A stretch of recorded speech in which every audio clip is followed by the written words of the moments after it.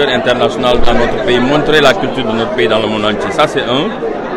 Deuxième chose, c'est d'abord aussi, c'est l'histoire derrière les pères fondateurs de notre culture, le père fondateur de notre cinéma, les Djibril Diop Mambéty, les Ousmane Sembène.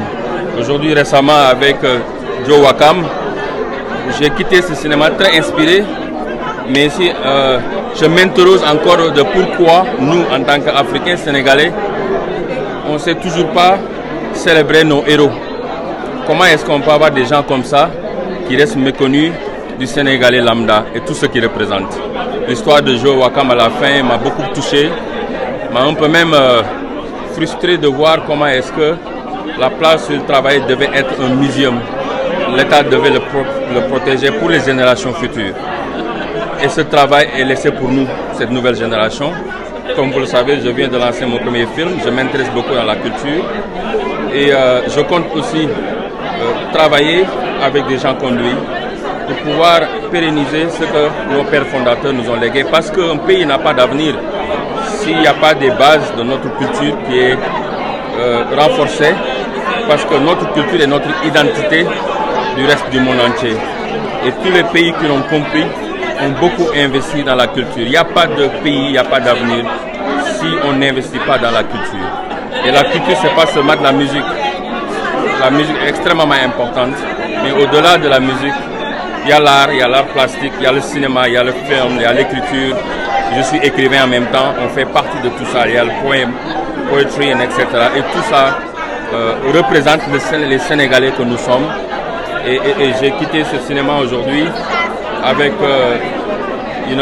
beaucoup d'énergie, beaucoup d'inspiration, mais beaucoup de questions que je me pose moi-même en tant que Sénégalais, de ce qu'on doit faire pour remettre notre culture au centre de notre pays, de notre économie, et surtout pour que nos enfants puissent comprendre ce qui s'est passé derrière, le travail qui a été fait, et puis ce qu'on doit faire, nous, notre génération, pour apporter la culture sénégalaise au-delà des attentes de nos pères fondateurs.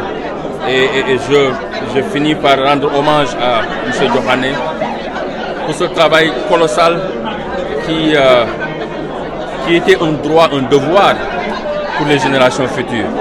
On doit encore pérenniser, revoir comment on retraite l'histoire pour nos générations futures, créer des muséums pour nos artistes, nos anciens leaders, pour qu'il y ait des modèles pour le pays, pour qu'il y ait des modèles pour nous.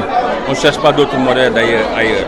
Et aujourd'hui, ça nous a donné toutes ces questions-là qu'on doit répondre, nous, cette nouvelle génération, qu'on a encore beaucoup de travail à faire. Et que Dieu accueille au paradis les Ousmane Sembène, les Cheikh Anta Diop, les Djibril Diop Mambéty et très récemment Joe Wakam. J'ai grandi moi ici à Dakar, entre Médina et Centre culturel français, où je venais à Dakar, en marchant de Médina à Centre culturel français, je le voyais toujours, je le regardais. Moi, en tant qu'apprenti maçon, j'ai travaillé à la Maison des Arts ici, à côté de Liberté 6. C'est là-bas où je travaille en tant qu'apprenti maçon en 98 quand il cassait ça. Donc ce film me parle, toute cette histoire fait partie de qui nous sommes et je le félicite et je l'encourage. Et vraiment, il a touché quelque chose et j'invite tout le monde, surtout la jeunesse sénégalaise, de venir voir ce qui se passe ici. Il y a une forte histoire de notre pays et de notre continent, surtout au métier de l'art et de l'avenir de notre continent.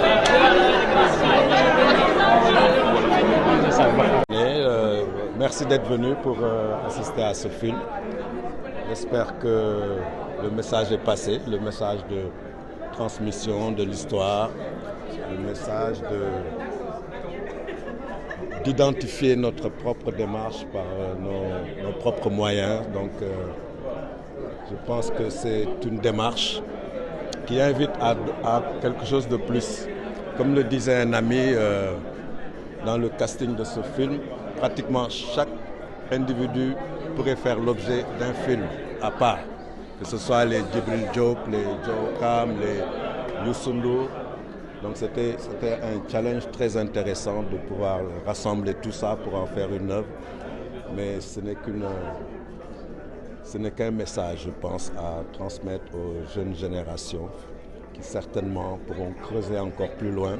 Parce qu'il y a tellement de choses, comme m'a dit tout à l'heure Youssou, je sais que tu as dit 50%. effectivement, il y a d'autres choses. Et que, voilà quoi. Merci en tout cas d'être venu. Parce que d'abord, l'absence d'écrits historiques chez nous concernant l'art, l'histoire de l'art. Je ne pense pas qu'il y ait eu un film ou un livre qui aborde ces histoires, cette histoire de l'art qui est quand même une partie importante de notre histoire et de notre identité, surtout quand c'est nous qui la racontons, plutôt que de la lire ou de l'entendre par d'autres médias. Donc c'est vrai qu'il y a eu, j'ai abordé, vous avez vu, il y a de la poésie, de la musique, de la peinture, sculpture, du cinéma, ben voilà, parce que c'est le Sénégal, quoi. C'est l'art du Sénégal. Comment faire en sorte que ce corpus historique puisse servir de base, tu vois, de base pour des études plus approfondies et même pour des disciplines encore plus diversifiées. C'est un peu le lien, quoi. Le lien, voilà, c'était important de montrer qu'il y a cette connexion également, quoi, entre, comme l'a dit Maître Doudou Ndoye, qui dit la pratique de l'avocat, c'est de l'art. Okay? Donc nous avons essayé, c'est juste un essai, une offre qu'une génération transmet à une future génération, à des jeunes. Et des problématiques telles que le déguerpissement des artistes. Ah ben oui. C'est-à-dire c'est le problème même du statut des artistes dans un pays. Tu vois? Vous avez vu, déguerpissement, destruction d'espace, destruction de monuments historiques.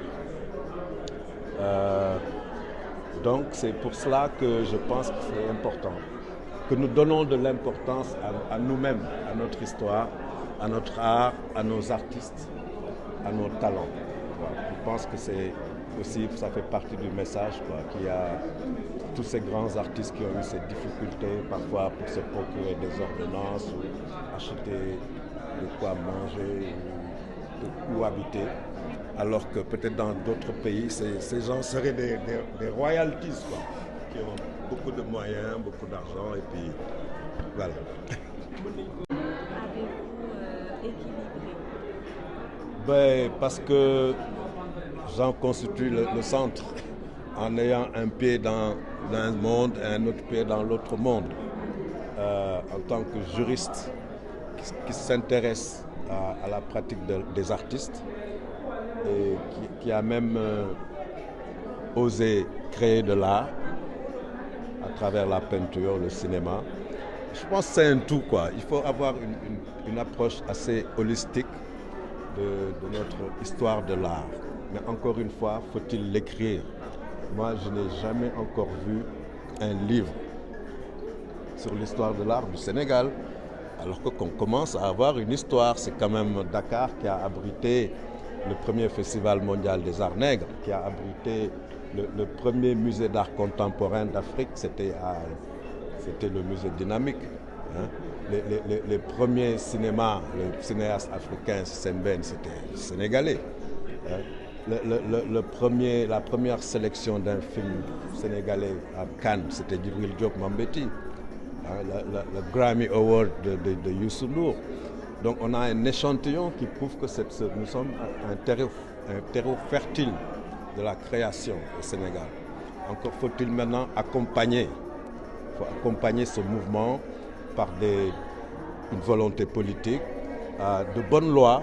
Il faut surtout des législateurs qui comprennent quels sont les enjeux et quelles sont les lois qu'il faut proposer pour faire avancer les choses, pour mieux protéger les artistes et pour mieux tirer bénéfice économique de la production artistique sénégalaise. Et je pense que ça sera une bonne chose car ça va contribuer à améliorer le statut social des artistes et leur statut économique.